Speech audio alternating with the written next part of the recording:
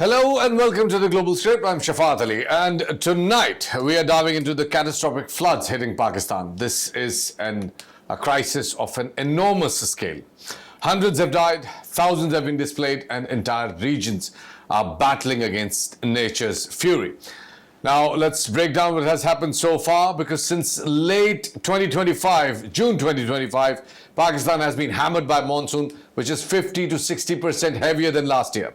It has affected Khyber Pakhtunkhwa the most, Punjab, Sindh, Balochistan, Azad Jammu and Kashmir, and Gilgit-Baltistan. Now, the numbers tell a grim story. 739 people have died, 978 are injured, and many are still missing. In Bunair, KP, a single cloudburst killed 274 people, with 209 unaccounted for. Over 2,400 homes have been damaged or destroyed, of which 1,676 were in KP alone. Agriculture is also in tatters. Thousands of acres of crops is gone, or it's either submerged, and thousands of livestock have perished. Now, these have also raised fears of food shortages. The rivers are at the epicenter of this disaster, not just the cloudbursts and the glacial outbursts which are happening up north. In Punjab, the Sutlej, Ravi and Chenab are at critical levels. At Hedmarala, the Chenab is seeing over 950,000 cusecs of water, a level which hasn't been seen since 2014 floods. India's release of water from dams like Madhupur and Teen has also worsened the situation. They have been breaching dikes and flooding villages like Sharakpur and Khalilpur and Khadi Sharif, with over 150,000 people displaced in Punjab alone, with 14,000 evacuated from Kasur and 89,000 from Bahawalnagar. In Sindh, the flood hasn't reached yet, but it is expected that Indus River at Sakhar will be having very high flood, and at downstream Kotri, it will be having another high flood as well. The flood is expected to reach downstream Kotri by September 4th to 5th. Right now, I'm joined by Ahmed Rafe Alam, who's a prominent Pakistani environmental lawyer and also an activist. And you all have, if you are anyway interested in climate change in Pakistan, there's no way that you would not have heard about Ahmed Rafe Alam. So thank you so much for joining in. So my first question. We just had a devastating flood in 2022. 1,700 lives were lost. A third of a country was submerged in water for almost a month. And yet, 3 years later, we are at the same crossroads. We are looking down the barrel. And it seems like we are totally unprepared. I want your comment on that, sir. It certainly seems like that. It certainly seems like that. There's, you can't predict weather immediately, but broadly speaking, as the Earth heats up with global warming, the intensity of the monsoons is going to increase. We know this. And we know that global warming temperatures have risen about 1.1, 1.2 degrees centigrade since the Industrial Revolution. This is, as you can see, impacting the intensity of monsoons as they fall in Pakistan, as they fell in 2010, as they fell in 2016, as they fell in 2022, and as they fall right now amongst us. And I've known since early June, with notifications issued by the Pak Met, the Meteorological Department, as well as the National Disaster Management Authorities, that there were going to be rain spells in the northern regions of Pakistan in June. We knew the intensity with Doppler radar that was available on social media, where the rain was going to impact and what its intensity was going to be. And while I grant you that many of the areas like Bunair and even further up north in Swat are far-flung, and it's very difficult to get communication there effectively, I give you that. But we knew about this. As we also knew about the rains that are currently falling over parts of Punjab and flooding the Chenab, the Ravi, and the Sutlej and the Beas. We knew about this last week when the the National Disaster Management Authority issued advisories. We know how much water is going to be there. I mean, even on Indian social media, you could tell about the flood in the Tavi River, which has engorged the Chenab. You could tell about it 2 days ago. People were talking about how it's risen 5 feet. So with all this data available, it really is a question then of response and lack thereof. Now, different areas have had different responses. You've seen some very excellent early flood warning systems in Gilgit-Baltistan and indeed in parts of KPK, barring Bonaire. And we're seeing some disaster recovery and relief being prescribed in Punjab right now, with literally tens of thousands of people being evacuated in Vihari and in Kasur, and also in Laya and Tonsa last week. But now, with these floods and the intensity that we see in the two rivers, the capacity of our disaster management, especially in Punjab, is going to be put to its test. Do you think that it's all about climate only, or since you have a participation in the urban design and the urban planning, and you have been talking about it for quite a long time, do you think that our urban approach towards our rivers, it hasn't been that long that there were premiers of Pakistan actually advocating that the riverbeds should be shortened because the rivers will be squeezed to a mere nala. And this attitude has actually caused a lot of encroachment within the rivers. Do you think that our behavior towards the rivers has actually caused more or added more to the disaster? Well, I want to begin by saying that not all climate events are attributable to climate change.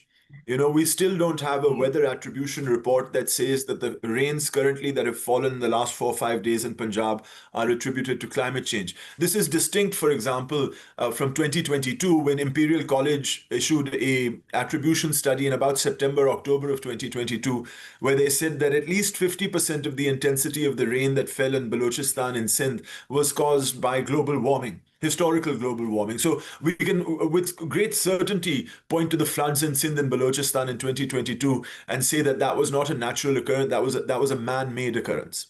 Now, so far this summer, to my knowledge, the World Weather Attribution Service published a report on the 8th of August where they said that the monsoon rains that fell in the northern areas of Pakistan between the 24th of June and the 23rd of July, that's last month, their intensity was increased by 15% on account of climate change. And so you can't be too certain that then therefore those floods that took place in late June and in July were necessarily climate change. And so we're going to have to wait for the World Weather Attribution Service to publish its report for July and August to see whether or not these rains can be attributed to climate change. The other thing I want to say, and this is very important to note, is that flooding is a natural occurrence. Rivers flood. And what we have done as like scientists and human beings is we've recorded flood levels through history. And so we can say, for example, that a very high flood is a flood that occurs in the floodplain. It's the type of flood that will occur maybe 3 times in 100 years. And similarly, we can describe an extremely high flood as a flood that will come up the floodplain so high maybe once in 100 years. And so you have low flood and medium flood accordingly based on historical averages. But we do know that rivers flood their floodplains. Now, anybody who puts up a settlement in a floodplain or encroaches on a floodplain using it for irrigation, for example, is placing a bet with nature. And so here, just in the case of 2010, when so much of the destruction, especially in Punjab, took place because people had put up and encroached settlements into riverbeds, a lot of the damage that we've seen, especially up north, and indeed the damage that we're beginning to see in the Ravi near Lahore, involves settlements that have encroached on the floodplain. There are half dozen housing schemes in Lahore right now that are under threat of flood tonight because they have built themselves on a floodplain which we know is going to flood.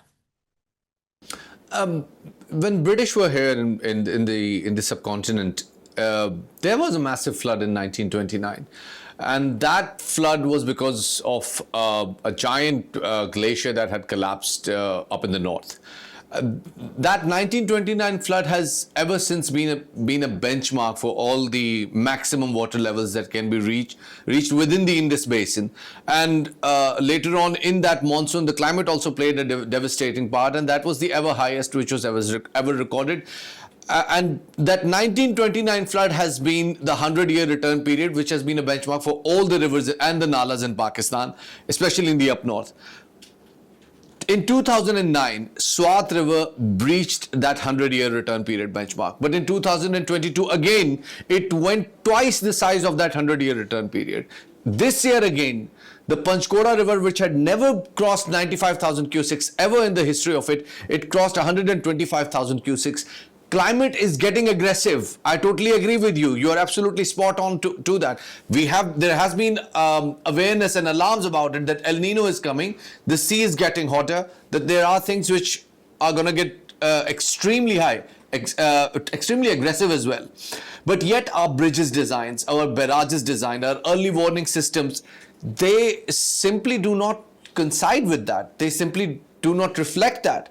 The Bunair destruction, which we were talking about, and you're absolutely right that the rain hasn't been that worse, but still the boulders that fell from the mountains up above, that was also beyond comprehension, and that is attributed to the crush and shingle in the marble industry, which is uncontrolled up over there. Do you think that there is any awareness in the government or in the government organizations about the scale of the climate change this country is going through?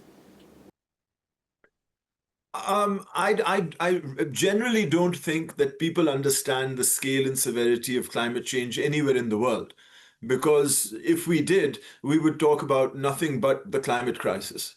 We have destabilized the Earth's ecosystem, an ecosystem that's been stable since the last ice age and allowed us as a human civilization to generate more food surplus to support a civilization. That ecosystem and its stability is over. We cannot now continue to produce the same amount of surplus to sustain the civilization that we have. We can see slow climate change with increasing temperatures over years, and now we're seeing extreme sudden events like these Gloff events where all of a sudden boulders and trees are coming down. These extreme events are becoming more frequent and are going to become a regular characteristic of life, not just in Pakistan, but around the world. There's no part of the world that is safe from or not vulnerable from climate change. It's just that different places and communities and countries have more resilience than others. They have an ability to get back onto their feet quicker than others. And that's usually a reflection of that community or country's affluence and income. But it also depends on the governance in that country. Now, a lot of the things in Pakistan, the climate risks in Pakistan can be addressed to a large extent through good governance. But once again, the scale of the climate crisis is such that we now live in a world which is not the same that we grew up in. It is an unreliable climate that is going to heat up, and that's going to result in more floods. Our winters are going to shrink. This is going to have extreme consequences on food production around the world.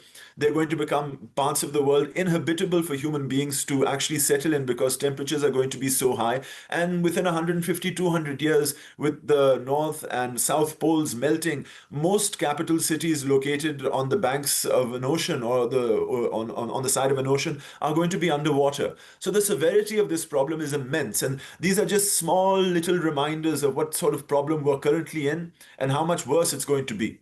Ahmed, I actually agree with you on every single word which you are saying, and I wish if I could frame all these words in, because they are actually, some golden quotes over here. Whenever we, look towards our governments and when we ask them what are their strategies about, managing this climate crisis, the response is usually sort of a one-window solution. They either talk about building dams or not building dams, or building canals or not building canals, or aggressive forestation or not doing that at all, or sometimes just doing absolutely nothing at all and just leaving everything to Asian Development Bank or the World Bank approaches or their schemes. Do you actually think that there needs to be a collective effort, not just by a single government, but as a nation, as a region, we need to counter this together? What's interesting with climate change especially is that Pakistan adopted a climate change policy. The federal government adopted a climate change policy as early as 2012, making Pakistan one of the first developing countries in the world to actually have a national policy on climate change.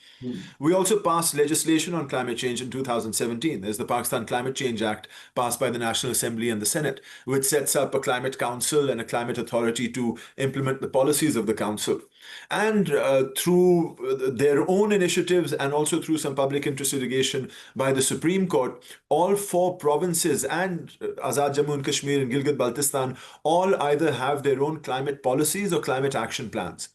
So it can't be said that the government isn't aware about this. Those policy documents are there, and there are these detailed documents that talk about how Pakistan is going to adapt to climate change and the initiatives it needs to do in things like agriculture, in things like irrigation, in livestock, in urban planning, in transportation. All of these things are mentioned in detail in all of these policies. And so the question really then is, why doesn't government implement the policies that it has already adopted? And look, not only is our governance disrupted by external affairs, but the initiatives that these policies outline, things like adaptation, for instance, just in irrigation infrastructure. If you're going to adapt to high floods, you're going to have to build more protection dikes and dams and floodplains. So it's going to cost billions of dollars. We're a poor country, and so a lot of the adaptation initiatives that Pakistan needs to undertake to be able to protect its people and its economy from the impacts of climate change are frankly outside the scope of its budget. And there lies in the requirement, actually the necessity and importance of international climate finance. The international community and, for instance, G20 countries in the Cancun Agreement in 2010 committed to $100 billion available to climate finance by the year 2020. It's now 2025, and there's less than $15 billion actually capitalized in the Global Climate Fund. By way of comparison and contrast, the United States paid the Ukraine and Israel over $95 billion last year to conduct war and genocide. $95 billion by one country could have fulfilled all of the G20 and international community's commitments on international climate. But that money is available for war, not for the protection of citizens in the global south.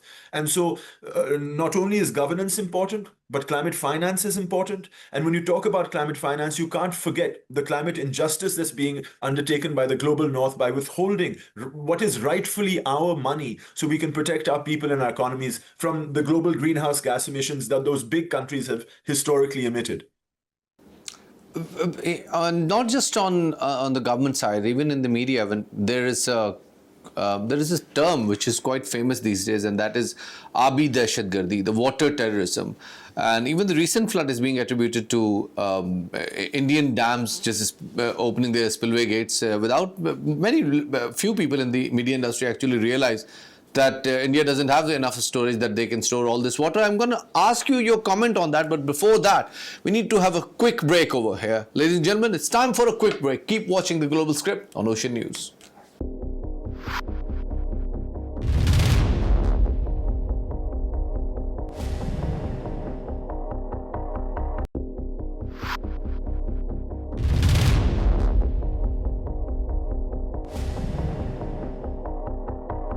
Welcome back, ladies and gentlemen. You're watching The Global Script, and I'm also joined by Ahmed Rafi Alam, and we have been having quite a healthier discussion over here, and it's an absolute honor to actually listen to somebody who is as literate as Ahmed Rafi Alam himself. Sir, your comment on our awareness, our media awareness about the water shortage issue in Pakistan.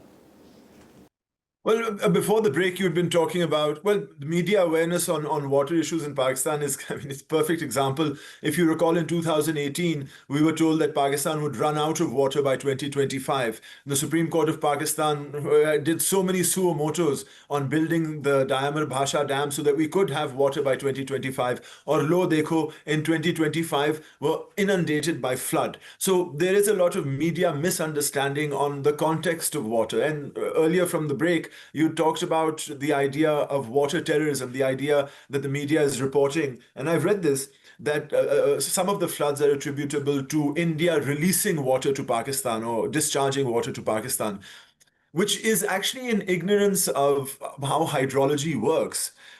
Firstly, you have to understand that India has some dams on the rivers of the Indus Basin. It has the Nimmu Basgu on the Indus Basin, up in Ladakh, the Kishan Ganga on the Jhelum, the Salal and Baghliyar on the Chenab, the Theen Dam and the Shikarpur Kandi on the river Ravi, and then the Bhakra, Karcham, Naptha Jakri and Koldam on the river Bias. Bias का हमारा हिस्सा बिल्कुल नहीं है.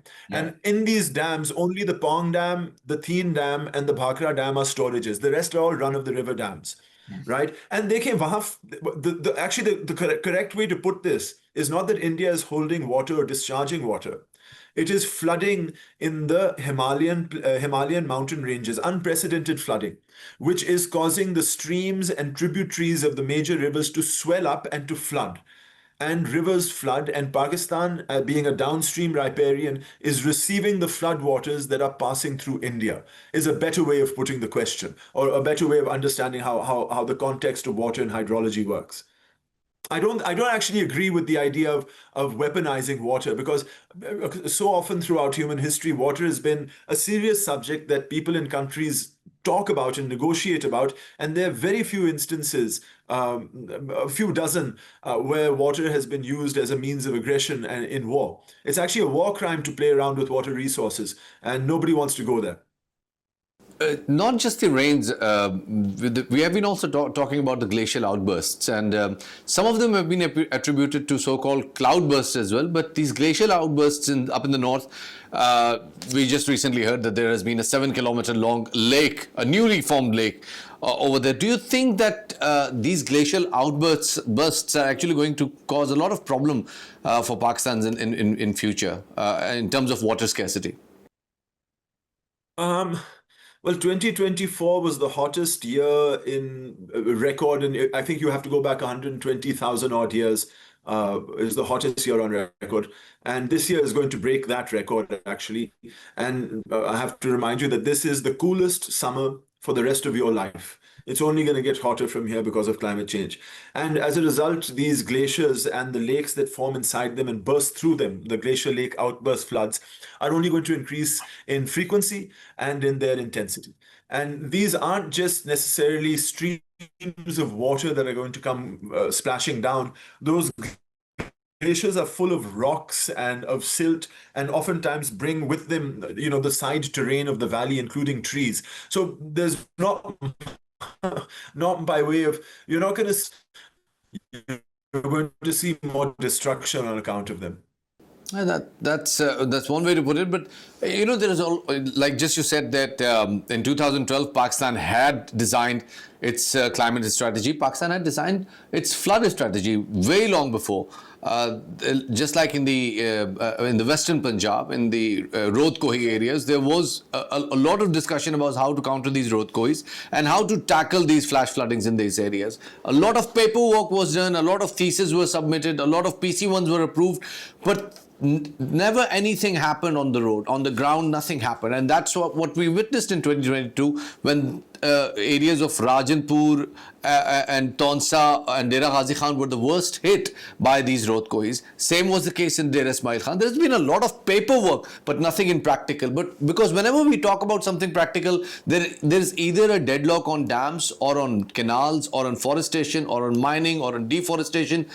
A lot of problems attributed to the local politics. Don't you think that it's time that the whole thing should be given or submitted to the engineers, to the guys who understand this business way better than any other politician in the region? I actually respectfully but vehemently disagree, because so far the management of water has been in the hands of engineers. Water is something, like I said, is a serious issue that people talk and negotiate about. Water is central to Pakistan's economy. It's central to our culture. We are dependent on one basin, the Indus Basin. We identify with it. It's connected to our economy and to our futures. However, in the constitutional structure of Pakistan, water is a provincial issue. The water of a province is its own resource. And our constitution sets out a mechanism through the Council of Common Interests where provinces can bring their disputes to the council and have them resolved either by the council or by a special commission appointed by the President of Pakistan to do so. What I would like to see is the four chief ministers and the prime minister sit down and talk about water and negotiate it. What I don't like is the fact that the Council of Common Interests in Pakistan's politics have become so contentious that these people can't sit down and negotiate over water. I would like to see several disputes brought before the Council of Common Interests and several decisions made, because decisions on disputes are very important when it comes to lawyers. Let me explain. When people come to me with a case, One of the reasons they can rely on my opinion with their issues is because I can point them to different decisions of the Supreme Court of Pakistan or the high courts of this country or from other parts of the world, which uniquely and specifically answer their specific problem in their favor. So I can give them certainty as to what the future of their dispute will give. And similarly, in Pakistan, our politics would be less fractious if we had precedent on water disputes that we could use as a means of gauging what the future would look like. Rather than, constantly getting into arguments. You have to understand, so much of the decision making on water has been made by engineers and indeed by other non sort of political entities. Well, you have clearly made your point, but what do you think is the solution right now? That how do we move forward with this? Don't you think that it's time that there should be a collective approach, not only just in technical terms, but also in political approach? Well, that's what I said when you disagreed with me, respectfully. I said, of course, there needs to be a collective approach. It should be by our democratically elected leaders who are informed and made better aware by the technocrats who they have at their disposal. That is a cooperative way forward and indeed involves the political process. Well, thank you so much, Ahmed Saab, for joining in and for briefing us in detail about the crisis which is going on in Pakistan. And yes, there is a time that when we need to have a collective effort, not only in the technical terms, but also in the political terms. That's all from the Global Script. Ladies and gentlemen, keep watching Ocean News.